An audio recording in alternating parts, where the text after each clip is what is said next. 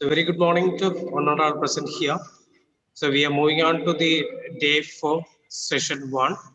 So today we have a resource person, Ashdeep Baga, who is the director, Clouding Technologies Limited, Chandigarh. So first of all, on behalf of the entire Vishwadi family, let me invite Ashdeep Baga for this Sttp on IoT based manufacturing and design. Welcome, sir. Now let me introduce Mr. Lavin Varghese to introduce the speaker. Over to you, Lavin.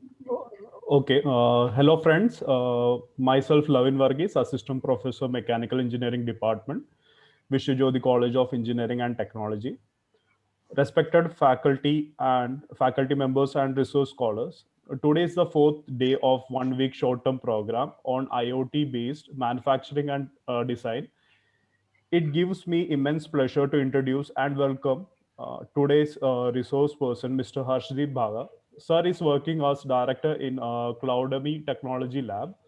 He did his Bachelor's of Engineering in ECE from Punjab Engineering College and done his Master's of Science in ECE from Georgia Tech, USA. Sir has worked as former research scientist at Georgia Tech and co-instructor for cloud computing course at Georgia Tech. Mr. Harshdeep Bhaga, sir, has received 2014 Roger P. Webb Research Spotlight Award from School of Electronics and Computer Engineering at Georgia Tech. He has several scientific publication and technological patents. I welcome again Mr. Harshdeep Bhaga, sir, for today's section, and thank you very much. Stay home, stay safe. Thank you, Dr. Shanmugesh and Professor Lovin for the introduction. And welcome everyone to this session on IoT and blockchain applications in manufacturing. So I'll begin this session with a brief introduction to, if we look back at the 4 industrial revolutions. So if we look back at the past industrial revolutions, the first industrial revolution, it is widely taken to be the shift from our reliance on animal and human effort and biomass as the primary sources of energy to the use of fossil fuels and the mechanical power this enabled. The second industrial revolution, it brought major breakthroughs in the form of electricity distribution, new forms of power generation, and wired and wireless communication technologies. The third industrial revolution, it saw major advancements in electronics, information technology, and automated production. The fourth industrial revolution is being described as the advent of cyber physical systems, which will involve new capabilities for humans and machines. And while these new capabilities, they rely on the technologies and infrastructure of the third industrial revolution, the cyber physical systems will bring about new ways in which these technologies become embedded within our human societies and even in our human bodies. So the technologies of Internet of Things, blockchain, and analytics will play a central role in the fourth industrial revolution. So let's look at a brief introduction to the Internet of Things. As we already know, the IoT, it comprises things that have unique identities and they are connected to the Internet. So these things in IoT usually refers to the IoT devices which have unique identities and they can perform remote sensing, actuation, and monitoring. So these devices can exchange data with other connected devices and applications. They can collect data from other devices, process the data locally, send data to centralized servers or cloud-based application backends, and certain tasks they can perform locally, while other tasks can be done within the IoT infrastructure based on the temporal and spatial constraints of the application involved. So if we look at the definition of the Internet of Things, IoT is a it's a dynamic global network infrastructure with self-configuring capabilities, and it's based on standard and interoperable communication protocols, where physical and virtual things, they have identities, physical attributes, virtual personalities, and they are seamlessly integrated into the information network. So if you look at this definition, the important concepts or terms to capture from this definition are Firstly, the IoT devices, they are dynamic and self-adapting in nature. So typically in an IoT network, the devices can drop off from the network and rejoin the network. So these devices are able to self-configure themselves. So they have self-configuring capabilities. Then we use interoperable communication protocols within IoT networks. Devices have unique identities and they are integrated into the information network. So the devices are able to collect data from their surroundings through various sensors and send the data to the backend systems or the servers or the cloud. Now, coming to the generic block diagram of an IoT device. An IoT device comprises several interfaces which allow it to connect to other devices, including both wired and wireless interfaces. And it also has various other modules like a processor, CPU, a graphics, a GPU, and then we have storage interfaces, audio video interfaces, connectivity modules, memory interfaces, and input output interfaces. So any IoT device will have all these modules. So if you look at the basic building blocks of an IoT device, in an IoT device, we have sensors. Sensors can either be onboard on the IoT device or they can be attached externally to the device. And sensors allow collecting data from the device's vicinity and various things can be monitored like temperature, humidity, and various other parameters can be monitored by the IoT devices through the attached sensors. Then we have actuators. Actuators allow taking actions upon the physical entities in the vicinity of the device. So we can have, let's say, actuators which can enable or switch on an appliance, actuator for releasing the flow of water through irrigation pipes, like that. So different sorts of actuators can be attached to an IoT device. Next, we have communication modules, which are responsible for sending data collected to other devices or cloud-based servers or cloud storage solutions where the data collected can be analyzed. Then we have analysis and processing modules, which are responsible for making sense of the data collected. So that was about the building blocks of an IoT device. Now coming to the logical design of an IoT system. So what logical design? It refers to an abstract representation of the entities and processes without going into the low level specifics or the implementation details of the IoT system. So typically an IoT system, it comprises a number of functional blocks which provide various capabilities for sensing, actuation, communication, and management. So if you look at an IoT system, typically we'll have an IoT device at the bottommost layer. Then we have a communication layer. Then we have various services that can be implemented on top of that. Additionally, we have management and security layers, and the topmost layer is the application layer. Next, we look at the IoT levels and deployment templates. So we've categorized the various IoT systems based on their complexity into different levels of deployment. And each of these levels, they have certain common components. For example, we have an IoT device, we have a database, we have a web service, we have an analytics component and an application. So let's look at a level 1 IoT system. Level 1 IoT system has a single node which performs sensing and actuation. It stores the data locally and performs analysis and also hosts the application locally. So everything is on the device itself. And level 1 IoT systems, they are suitable for modeling low cost and low complexity solutions in which the data involved is not big and analysis requirements are also not computationally intensive so that they can be done on the device itself. Next, we have level 2 IoT systems, which have a single node which performs analysis, and the data is stored in the cloud and application is also cloud-based. So level 2 IoT systems, they are suitable for solutions where data involved is big. However, the primary analysis requirement is not computationally intensive and it can be done locally itself. So analysis is done locally, but the data is stored in the cloud and the application is also based in the cloud. Next, we have level 3 IoT systems in which we have a single node and data is stored and analyzed in the cloud, and the application is also cloud based. So level 3 IoT systems, they are suitable for solutions which have large volumes of data involved, and also the analysis requirements are computationally intensive. Then we have level 4 IoT systems in which we have multiple monitoring nodes which perform local analysis of data, and the data is stored within the cloud. So in addition to these components, we also have a new component, that's the observer node, which can be both local and within the cloud. And these observer nodes can subscribe to and they can receive information collected in the cloud from IoT devices.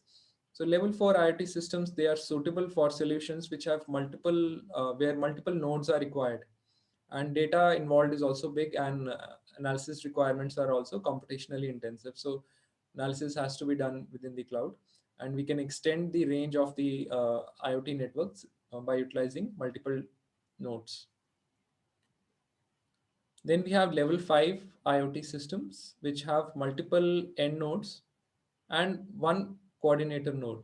So the end nodes publish data to the coordinator node, and the coordinator node then publishes the data to the cloud. So coordinator node is responsible for collecting data from the end nodes, and it sends the data to the cloud. The data is stored and analyzed in the cloud, and application is also based in the cloud. So level 5 IoT systems, they are suitable for solutions which are based on wireless sensor networks, and the data involved is big, and analysis requirements are also computationally intensive. So they have to be done within the cloud. Finally, we have level 6 IoT systems, in which we have multiple independent end nodes which perform sensing and actuation, and they send data directly to the cloud. So data is stored in the cloud, and application is again cloud based. And we have an analytics component which analyzes the data and stores the results within a cloud database.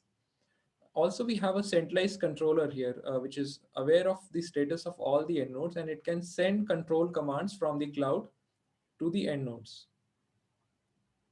So that was a brief introduction to the various IoT deployment levels and deployment templates. Now, looking at the top threats, security threats for IoT devices. So here is a breakdown of top IoT threats. And if you look at, there are various sorts of attacks which can happen on IoT networks and IoT devices. For example, hackers may try to cryptojack the IoT devices. There can be phishing attacks launched on IoT devices. Then we can have passwords can be hacked, botnets, Trojan attacks can be done, ransomware and worm attacks. So there are various other sorts of attacks that can happen for IoT networks. So we need to secure IoT systems and networks to prevent such attacks. That's where we'll look at the role of the blockchain technology, how blockchain can address some of these security issues. So coming to the area of IoT security, there are various areas. For example, let's say we have the area of authentication, which refers to digitally confirming the identity of the entity which is requesting access to certain protected information. So since IoT devices, they are accessed over the internet, the complexity of the digital authentication mechanisms involved increases rapidly. So we need to have authentication mechanisms built in for IoT devices. Next, we have authorization, which refers to digitally specifying the access rights to protected resources and through various access policies. So even if a device is authenticated on the network, the device may not have access rights to certain protected resources. So for that purpose, we require authorization, which is done through various access policies by which we can define which protected resources can be accessed by particular devices. Next, we need to ensure security of data at rest. Since IoT and cloud applications, they use multi-tenant environments in which the same physical infrastructure may be shared among multiple tenants, and the data and applications of different clients may be residing on the same physical infrastructure. For that purpose, we need to ensure security of data at rest. So we can ensure security of data at rest through the use of various encryption uh, mechanisms, so that data, while it is stored on cloud storage solutions or within a database, it is secure. Next, we need to secure data while it is in motion, that is, while it is being transmitted from the device to the cloud. And for securing data in motion, we can use various mechanisms like transport layer security or secure socket layer for communications of data from the device to the cloud. Then we need to ensure integrity of data. Integrity ensures that the data is not altered in an unauthorized manner after it is created or transmitted or stored. Finally, we also need to ensure that complete audit logs are maintained. Auditing mechanisms are required to get visibility into the application, the data accesses, and the actions performed by different users, so that we can track what type of data and what resources were accessed by certain users or certain devices. Next, we'll look at the area of blockchain, and I'll give a brief introduction to what blockchain technology is. Blockchain is a distributed data structure. It comprises a chain of blocks, and this blockchain structure, it acts as a distributed database or a global ledger which maintains records of transactions on a blockchain network. And these transactions are timestamped and bundled into blocks where each block is identified by a cryptographic hash. And then these blocks form a linear sequence where the blocks, each block references the hash of its previous block, forming a chain which is called a blockchain structure. So we have blocks which reference the hash of its previous block, and these blocks then form a linear sequence called the blockchain. So hashes protect the integrity of the chain. Here is a visualization of the Ethereum blockchain structure. So Ethereum is one of the popular blockchain networks, public blockchain networks. And in this figure here, you can see that we have different blocks, and within different blocks, we have transactions that have been processed and bundled into the blocks. And on the bottom left, you can see various unmined transactions or transactions which are still waiting to be processed on the Ethereum network. So Ethereum has a block time of roughly 12 seconds, and after every 12 seconds, all the transactions that have been sent on the network and which haven't been processed, the miners will validate and process the transactions and bundle them into blocks and generate a new block. So different miners on the network, they are generating their own blocks, and the block generated by one of the miners gets selected to be added to the canonical chain. And that miner whose block is selected gets a mining reward for that particular mining round. So that's how mining is done, and transactions are processed and bundled into blocks.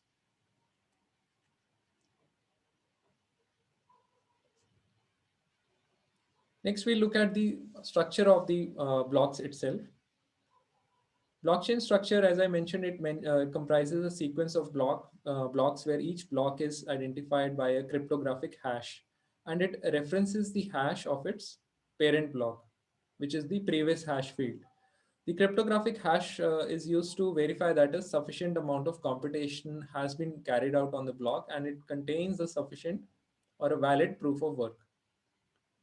And each block, it maintains records of all the transactions which are received on the network since the creation of its previous block. So instead of storing the raw transaction data within the block itself, we use a special data structure called a Merkle tree. Because if we store data related to all the transactions within the block itself, the block will become very bulky in nature, and that will make the entire blockchain structure very bulky in nature. So instead of storing the entire data of transactions, we use a special data structure called a Merkle tree. And in this data structure, we are storing only the root hash of the Merkle tree within each block. So this is a Merkle tree data structure. In this, the leaf nodes of a Merkle tree, they are storing the data of various transactions.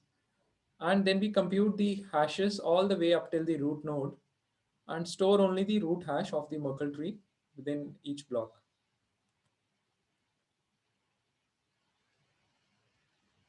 So this is an example of the Merkle tree structure where leaf nodes are storing various data items from 0 to 7 here.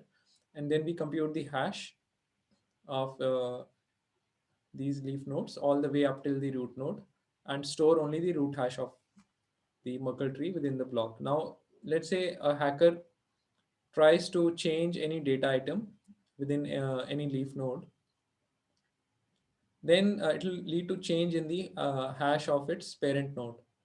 Since the data within the leaf node has changed, the hash of its parent node will change, and then the hash of its parent node will change, and these changes will propagate all the way up till the root node, and that will result in a different root hash. And that root hash is not part of the block, which is within the canonical chain. So that's how hashes are able to protect the integrity of data. So blockchain structure is immutable in nature since we have the root hash of each Merkle, the root hash of Merkle trees recorded within a block. And once the data is recorded within a block, it cannot be changed. You cannot go back in time and change any transaction when it's already been added within the blockchain structure. There is no way to change any transaction. So that was a brief introduction to the blockchain structure.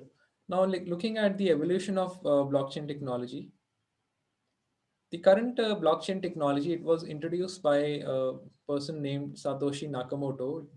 He's a fictitious person. No one knows his real identity. And Satoshi, he titled a paper named Bitcoin, a peer-to-peer electronic cash system less than a decade ago. And Nakamoto, he proposed that we can have a peer-to-peer version of an electronic cash system which will allow online payments to be sent from one party to another without the need for a trusted central authority or a financial institution. And since no central authority is involved, there can be two issues. Firstly, this can lead to double spending. Double spending can occur when the party manages to spend the same money more than once. For example, let's say a user has 100 coins within user's wallet, and if the network is not secure and there is no trusted central party, then the user may be able to send the same 100 coins to two different users. So that is called double spending. And double spending can easily be prevented in networks which have a centralized authority or a centralized ledger is maintained. For example, in banks, we have centralized ledgers maintained by the banks, and there is no way double spending can be done. But in case of a peer-to-peer network in which the nodes do not trust each other, it is very challenging task to prevent double spending. So what Nakamoto proposed, he identified two key requirements. He proposed that we should publicly announce all the transactions, and we should have a system for the participants to agree on the transactions and their sequence. So these two requirements led to the development of blockchain, which is a distributed data structure comprising a chain of blocks. Now, looking at the various generations of blockchain networks, the first generation blockchain was introduced along with the Bitcoin cryptocurrency by Satoshi Nakamoto. And the primary application of the first generation blockchain network was the cryptocurrency Bitcoin. Then in 2013, Vitalik Buterin, he proposed that instead of having different blockchain networks for different types of applications, we can create a single open and programmable blockchain platforms where you can develop various types of applications through the use of smart contracts. So smart contract is a piece of code that is deployed on a blockchain network, and it is implemented in a high level language. For example, in Ethereum, it's implemented in the Solidity programming language, and various other blockchain networks, they support smart contracts in different programming languages.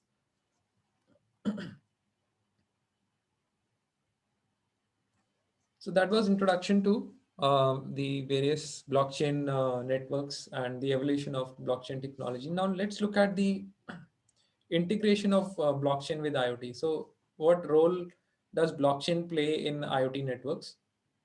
So blockchain networks, blockchain technology, it can allow devices to transact with each other in an autonomous manner without the need of any centralized financial institution or centralized authority. So blockchain can enable a device democracy where devices can autonomously execute transactions, and it can enable an economy of things where devices become part of the value exchange in the IoT system. It can lead to transaction acceleration where wider use of automatic transactions are there. And also it can reduce costs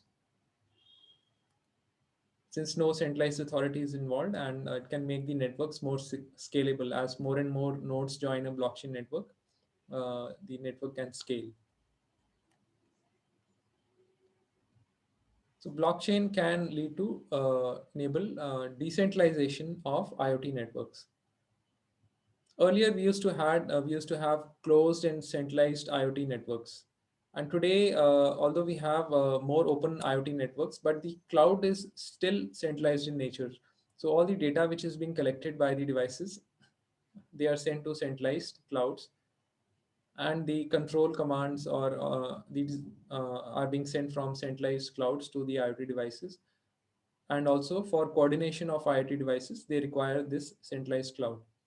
But with the introduction of blockchain technology and integration with the IoT, we will have open access IoT networks and a distributed cloud.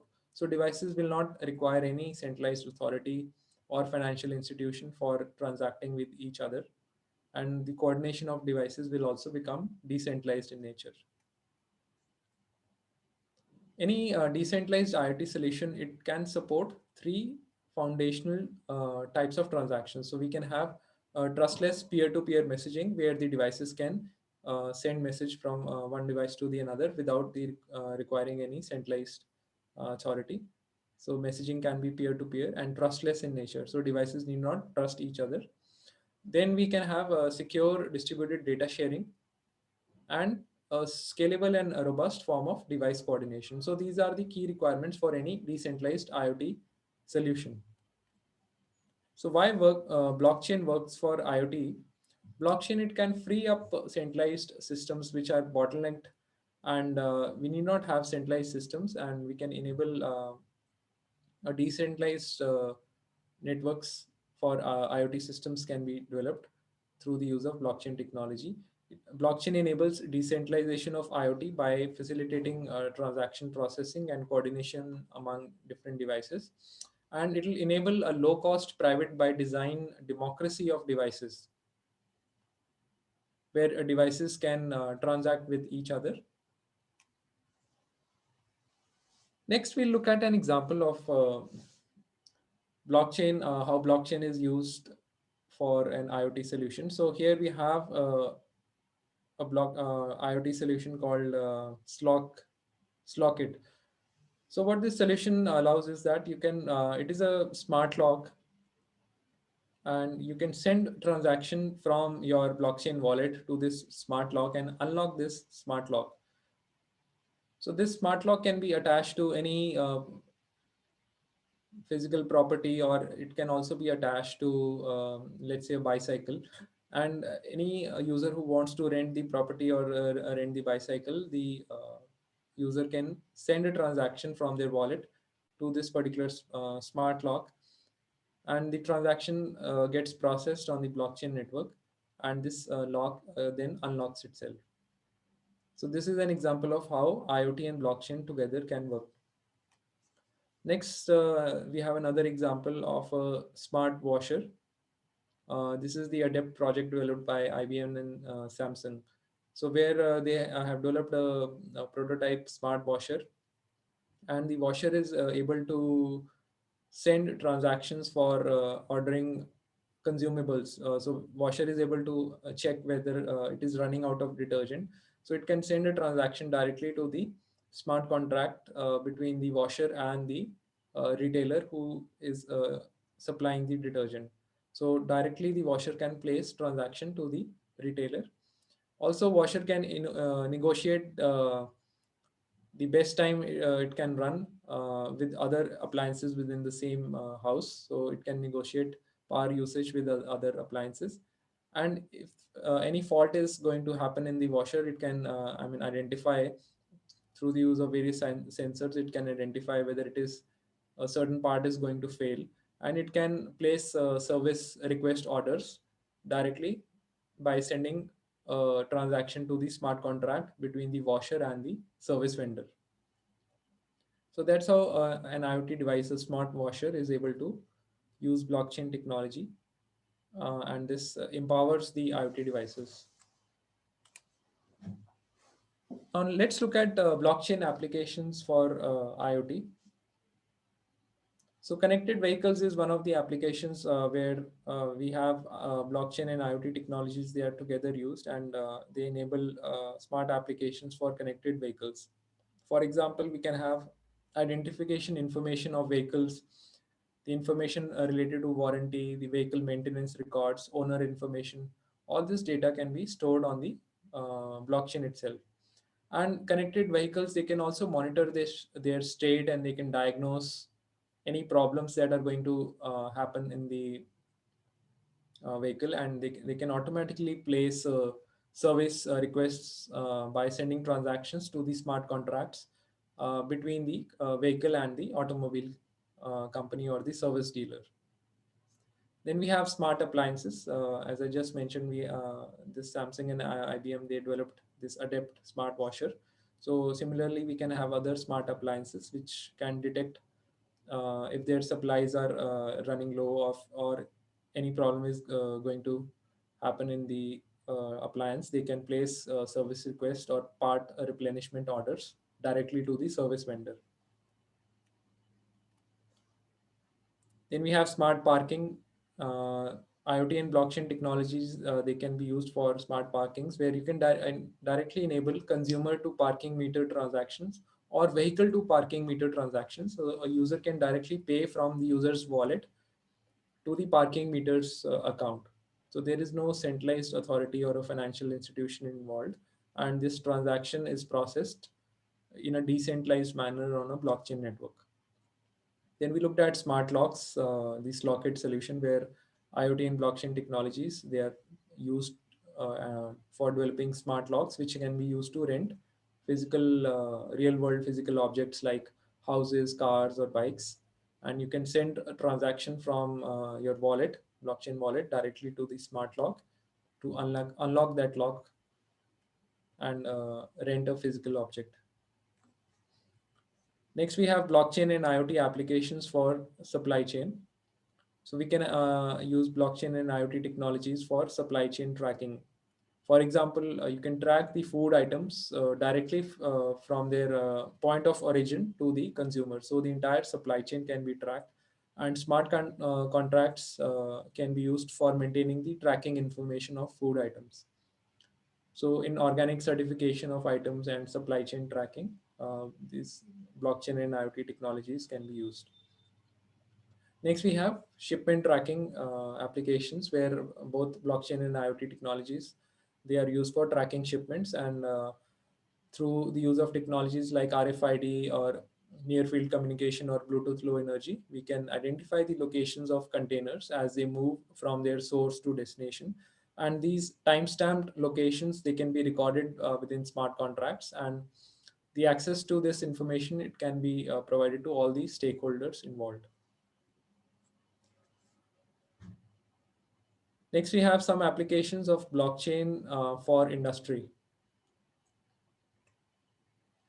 We have on-demand manufacturing and blockchain platforms for industrial and manufacturing systems. They can enable a marketplace of manufacturing services.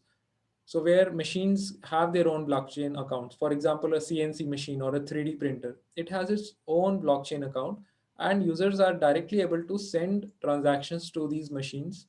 So you can directly send an order for a 3D printing machine or a CNC machine and transact with the machine directly to avail certain manufacturing services.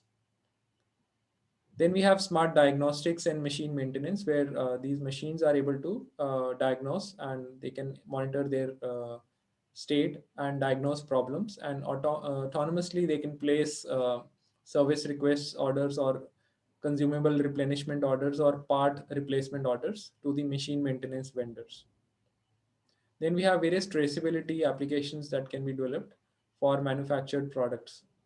So smart contracts can between the consumers and manufacturers, they can keep records of which factory or which machines were used for manufacturing a particular product. So the entire traceability information can be maintained on smart contracts.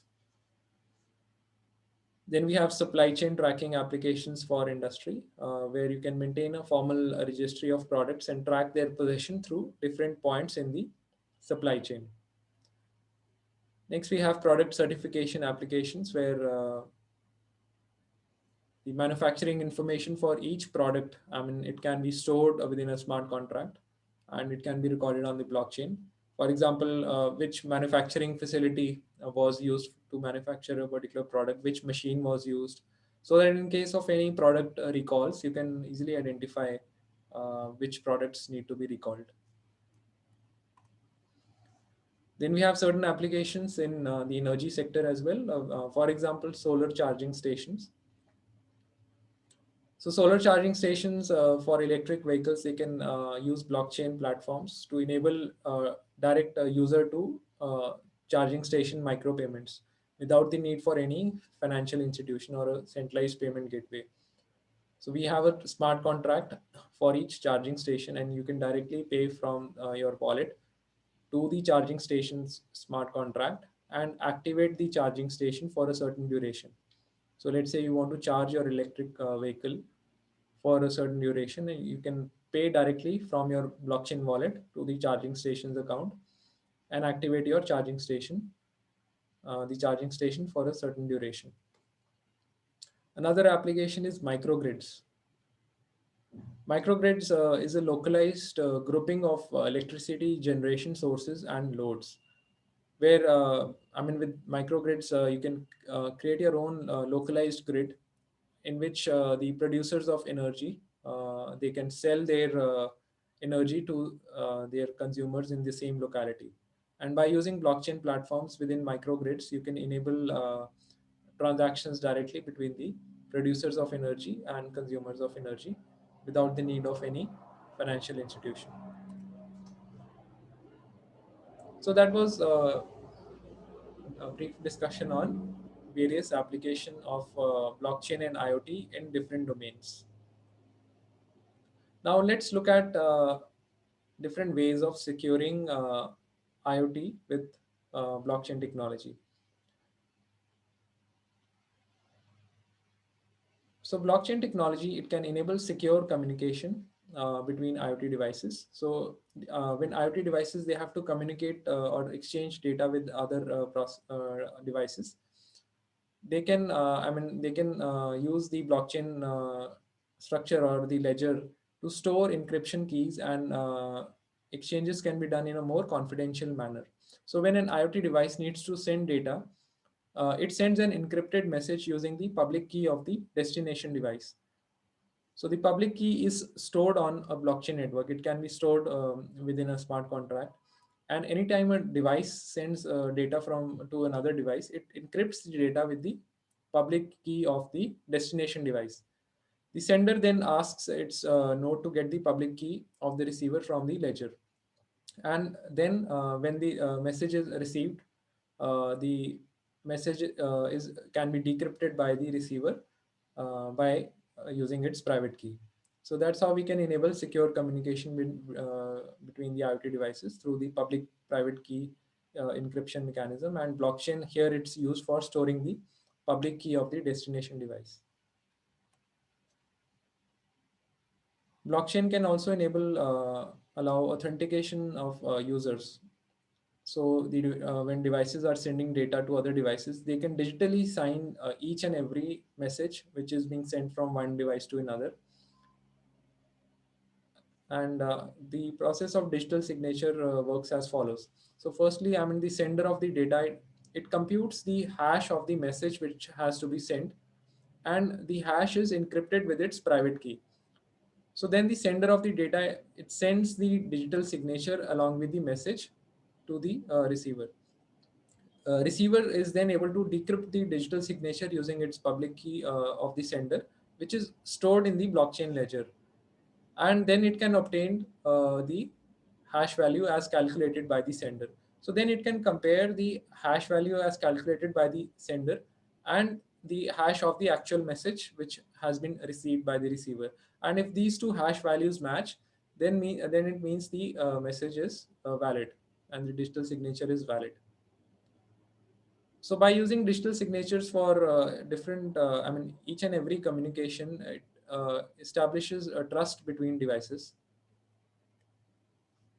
Next, we can use blockchain to enable legitimate IoT at large scale.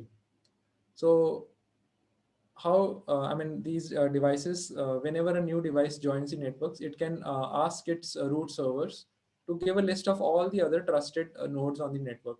And then the device is able to register itself on the network. So a list of all the authenticated or the trusted devices can be maintained within the blockchain structure. And anytime a device needs to join a network, it can ask the root servers for the list of trusted devices. Then we can use blockchain technology for configuring IoT systems, where the configuration details and the firmware information and other details related to configuration data can be stored on the blockchain structure itself.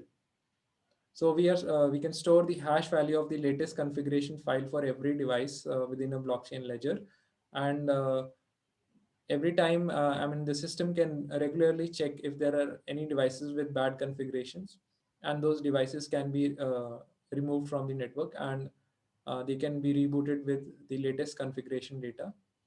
And the hash of the latest configuration data is stored within the blockchain structure. So these are some shortcomings of IoT and some solutions using blockchain technology. So I will not go into each and every detail here, but you can refer to these in the later on when I share these slides.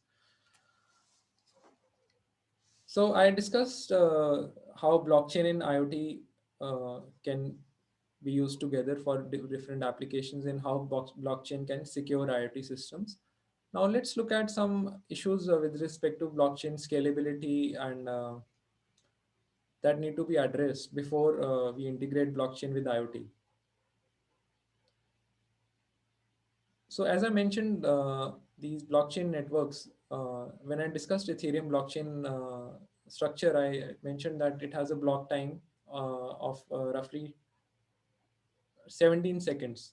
So every block is generated after 17 seconds. And in case of Bitcoin network, we have a block time of 10 minutes. So due to this, the blockchain networks, they are able to generate or they are able to process only certain number of transactions per second. So Ethereum blockchain currently it supports only 15 transactions per second because a new block is generated only after 17 seconds, and all the transactions which have been sent on the network will be processed after a certain time. So the network is only able to process 15 transactions per second. Whereas if we compare this with other commercial payment networks, for example, the Visa or the MasterCard network, they can process thousands of transactions per second. So there are issues with respect to scalability of blockchain networks. And if you want to integrate blockchain with IoT, where the IoT devices may be sending large number of transactions amongst each other, we need to ensure that the blockchain is able to process those transactions, and we need to increase the throughput of the blockchain networks.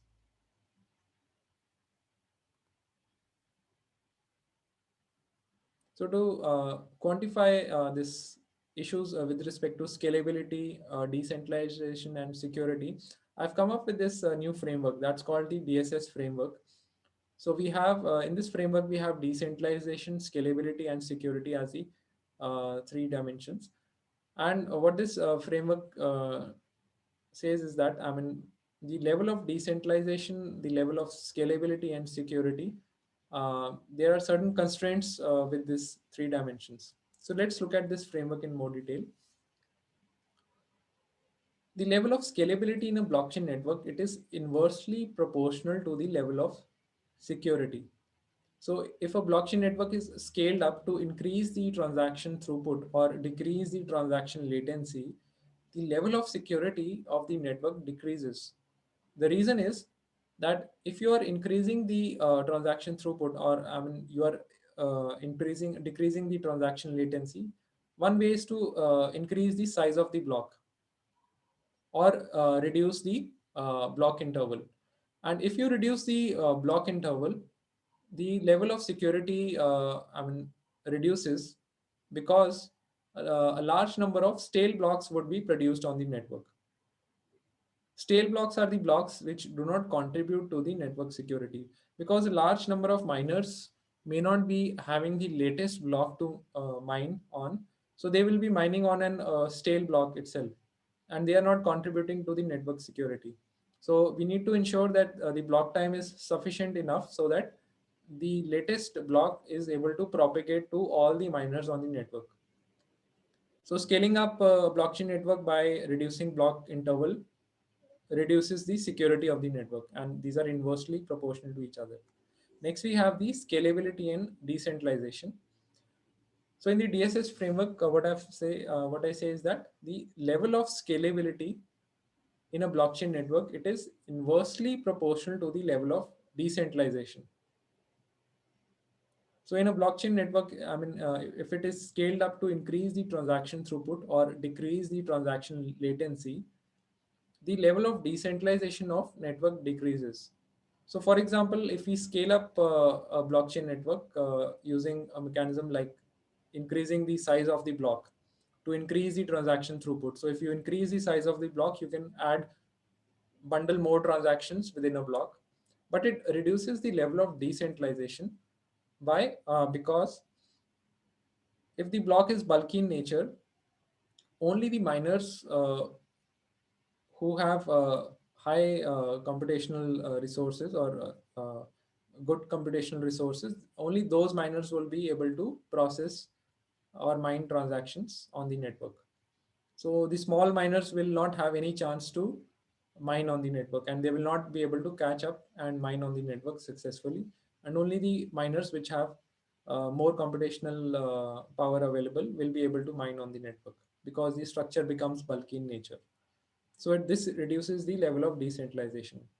So there are limits on the size of the block and the block interval. I mean, you cannot increase the size of the block beyond a certain limit, or you cannot decrease the block interval because that affects the level of security and level of decentralization. Then we have a decentralization and security. So what I say is that the level of decentralization in a blockchain network, it is directly proportional to the level of security. So higher the amount of decentralization in the network, higher is the security in the network. Why? Because if the network is more decentralized, then it becomes more secure, and there is no way to change change the transaction history or change the blockchain structure.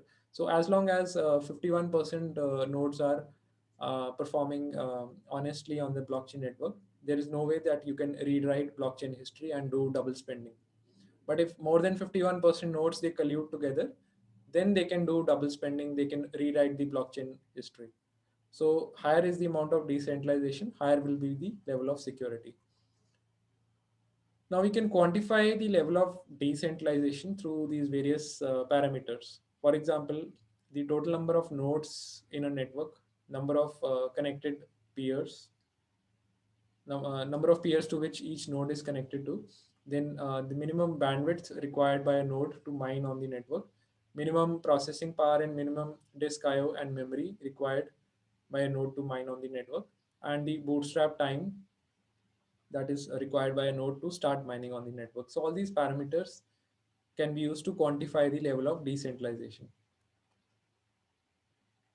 Similarly, we can quantify scalability using transaction throughput and transaction latency. So throughput is the number of transactions which can be processed on a blockchain network, and latency is the time taken to process a transaction. Then we can quantify security using the stale block rate and block propagation delay. So stale blocks, as I mentioned, are the blocks which do not contribute to the network security. And if a large number of stale blocks are being produced, it reduces the security of the network. Similarly, the block propagation delay. So whenever a new block is mined on the network, it has to be propagated to all the nodes on the network. And if it is taking a long time to propagate the block to all the nodes on the network, that will reduce the level of security. So that was the DSS framework. So I discussed issues with respect to scalability, security, and decentralization. And there are constraints with respect to these three areas. Now, the final part of this talk, I will discuss a blockchain platform for industrial IoT. So what this platform is, I mean, I along with my researchers at Georgia Tech, we have developed this blockchain platform for industrial IoT, which can enhance the functionality of cloud-based manufacturing platforms by providing a decentralized, trustless, and peer-to-peer network for manufacturing applications. So we can use smart contracts as agreements between the service consumers and various manufacturing resources to provide on-demand manufacturing services. So for example, if a user wants to avail services of a machine like a CNC machine or a 3D printer, user can directly transact with the machine through the use of blockchain network. And this blockchain platform for industrial IoT, it actually enhances the functionality of existing cloud-based manufacturing platforms. And this blockchain platform also enables integrating legacy shop floor equipment into the cloud environment, and it allows decentralized and peer-to-peer manufacturing applications. So the key enabler of this platform is this single board computer on which we have deployed a firmware image, and we have attached an interface board that is equipped with various sensors and actuators. So the key enabler is the IoT device. So IoT device enables existing machines to communicate data with the cloud and as well as the blockchain networks. So this device is basically a plug and play solutions which allows machines to exchange data on their operations to the cloud, and they can send transactions to the associated smart contracts, and they can also receive transactions from the smart contracts or from their peers on the blockchain network. They can receive and transactions and they can execute the orders. So we have an interface board which is equipped with various sensors and actuators connected to a machine. And then we have a single board computer which is connected to the interface board through a sensor bridge.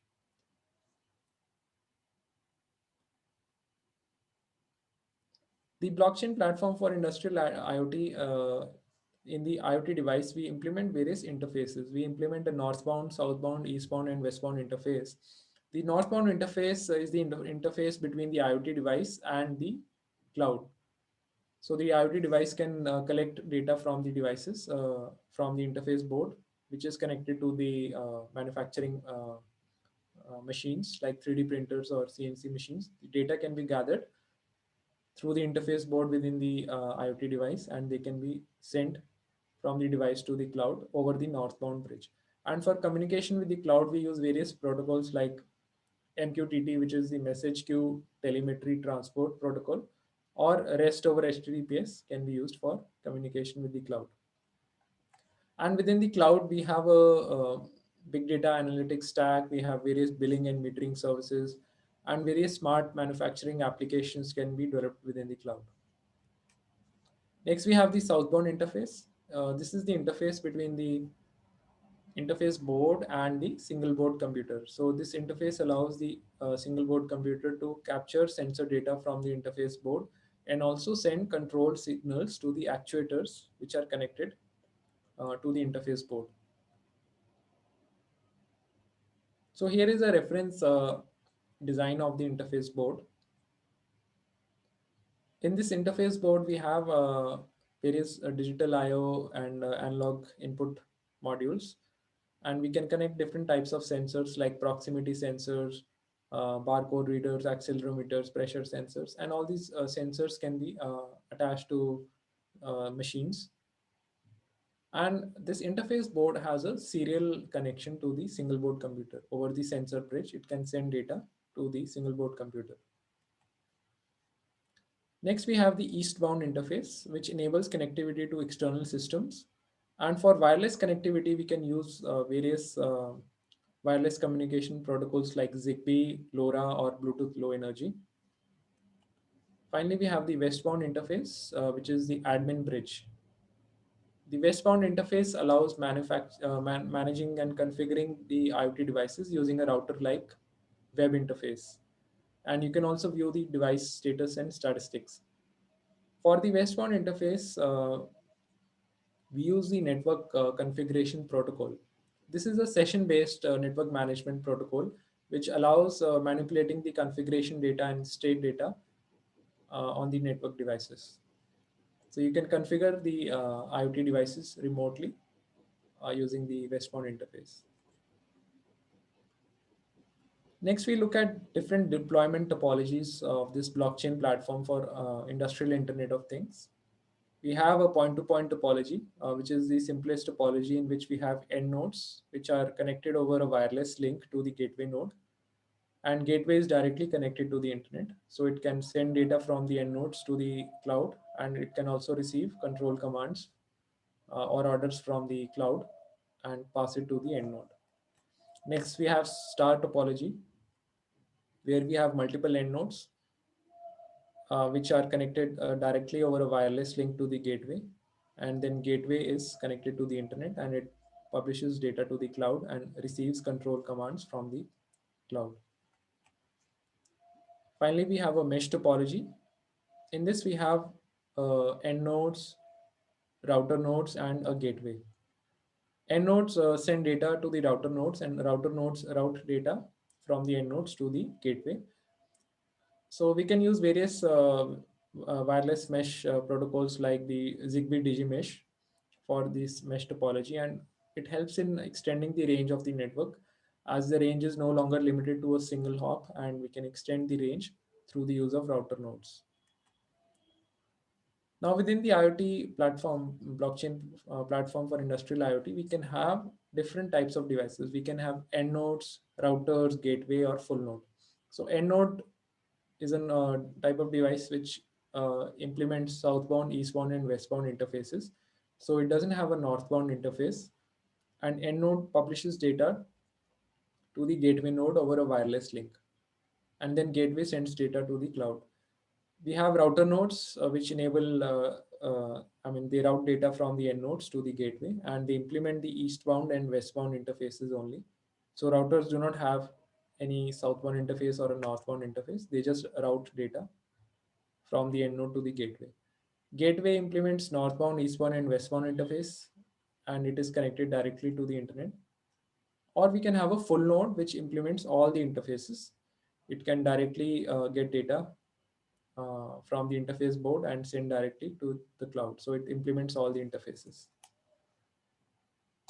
So that was the blockchain platform for industrial IoT. Now I'll wrap up with this session with discussing the benefits of using blockchain and IoT for manufacturing. So looked at various applications of blockchain and IoT and various manufacturing applications I discussed. So what are the benefits? So firstly, there is no intermediary or third party is required, and we can have manufacturing agreements directly created through the use of smart contracts. So smart contract is a piece of code that resides, that is deployed on a blockchain network. And manufacturing agreements can be determined by smart contracts itself. So these agreements are then inviolable in nature, and once the agreement has been written into a smart contract and deployed on a blockchain network, then there is no way to change or any conditions in the agreement. So it becomes immutable in nature. So parties to a contract cannot go beyond conditions which are specified in the contracts. The operations are irreversible in nature. So if you use blockchain technology, the operations become irreversible since blockchain is immutable in nature. So if any transaction has been sent on the blockchain network, there is no way to change the transaction. The operations are irreversible. Then blockchain also makes transactions and cash flow more efficient in nature. So devices are able to transact with each other. For example, in this cloud-based manufacturing, users are able to directly send transactions to the machines like 3D printers or CNC machines, and it makes transactions more efficient, and there is no need for any centralized financial institution. Then we have the manufacturing processes which can be monitored more efficiently through the use of blockchain and IoT technologies. So this blockchain platform for industrial IoT, which I just discussed, it allows monitoring the state of different machines and sending jobs or control commands to the machines. And also blockchain enables helps in scaling up the networks and also ensures the networks are more reliable in nature. So with this, I will wrap up my session for today. And for further reading, you can refer to my series of textbooks on cloud, IoT, big data, blockchain, and cloud solutions architects, which have more such discussions on these topics. Now I can take up your questions.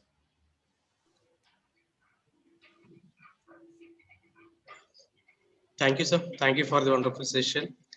Now it is up to the participants to interact with our resource person. Any questions or clarifications from the participants, please?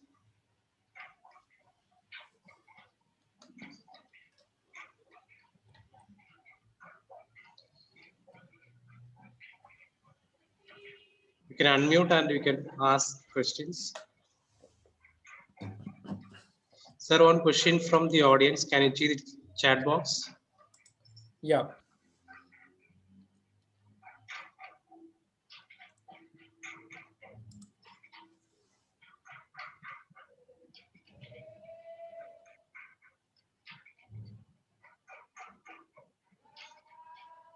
Can you able to see the chat box, sir? Yeah. So I'm able to see it. So there is a question on securing blockchain with securing IoT with blockchain technology. It's mentioned that we can store the public key of the receiver in the blockchain.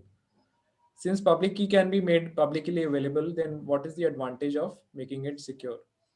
See, in public-private cryptography and public-private encryption, so public key can be made public, so that's not an issue. So only the so you can store the public key of the recipient on a blockchain structure, and there is no issue in making the key public. Since the message is encrypted, only the intended recipient will be able to decrypt the message using its private key. So encryption is done using the public key, and decryption is done using the private key. So whenever I want to send data, let's say to another person, I should be able to retrieve the public key of the recipient. Only then I'll be able to encrypt the message with the public key of the recipient. And then the recipient can decrypt the message using their own private key. And no other recipient, if they manage to get the same message, they'll not be able to decrypt the message because decryption only uses the private key. Yeah.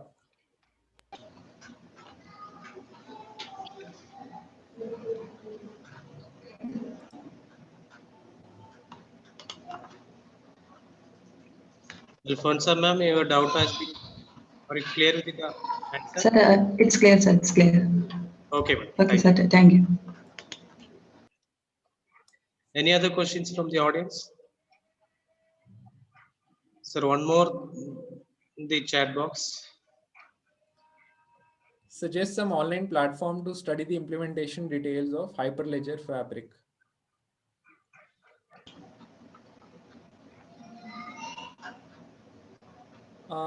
See, actually, my work is more into the Ethereum network, so I can guide you more into the Ethereum network. So Hyperledger, I haven't worked personally in that area, but definitely the key concepts which I discussed are similar across these various blockchain networks. So just like Ethereum uses smart contracts in Solidity programming language, Hyperledger uses smart contracts in C++ or other programming languages. So, Sir, but Ethereum is on public blockchain technology. Is there any option to make it private in Ethereum? yeah, so definitely you can make a private network with Ethereum. You can create a consortium network with Ethereum. So Ethereum, it's open source technology. You can deploy it in a public setting. You can deploy it in a private setting. And within a private setting, you can use a different consensus mechanisms like proof of authority. Or in a consortium setting also, you can use a different mechanism. So, it's I would say it is more flexible than Hyperledger, and it is more evolved as compared to Hyperledger. Sir, as a beginner, can you suggest some tools or website that I can refer to experience with this Ethereum framework? Some tutorials. Yes, sir. Is tutorial or online videos or something Yeah, excellent? definitely. You should check out some good courses on Udemy for these Ethereum and Hyperledger. If you go to Udemy platform, there are lots of courses by industry experts. So you should definitely check, and you can check my blockchain applications book as well. And I have released the entire source code of all the examples exercises on GitHub. So you can try that out as well. Sorry, sir, could you please share that link for GitHub? Yeah, I will share it with Professor Shanmungesh. You can just Google also my name and it will be there, but I will share the link. Okay, sir. Thank you. Thank you. Yeah, yeah. Thank you, ma'am. Any other questions from the audience?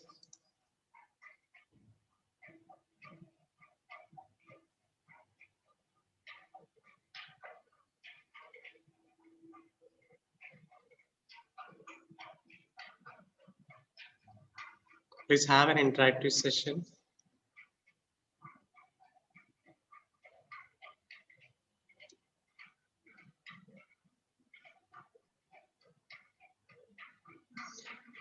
Okay, sir. Since no other questions, can you wind up, sir? Sure. So that's what I wanted to discuss. I hope this session was useful to everyone. For any further clarifications or doubts, you can reach me through LinkedIn, and I will also share my email address, and I will be sharing the slides and link to the my book website and the GitHub repository where you can just refer to all these examples. Well, thank you all for your time. Thank you, sir. Thank you very much for the wonderful session. So thank you once again from the organizing team as well as Vishwajyoti College of Engineering for greatly accepting our invitation and be a part of this Sttp on IoT-based manufacturing and design. So let me invite Mr. Abib Paul for giving the vote of thanks. Abib, sir, it is mute. Please unmute. Okay, sir, can you hear me? Yeah. Okay, good morning, everyone. So for the last 1 hour, we had a good section on IoT and blockchain application in manufacturing taken by Arshif Baga, sir. Through this section, he has explained how this IoT and blockchain is can be applied in manufacturing. So we had a good idea about what is IoT, what is blockchain, and what's the application of this IoT and blockchain in manufacturing. So I on behalf of each and every one of Mechanical Engineering Department, Vishwajyoti College of Engineering, I thank Arshit Baga sir for this wonderful section. And also I thank each and every participants for attending this section and asking questions and making this section a big success. Thank you all. Thank you once again, sir.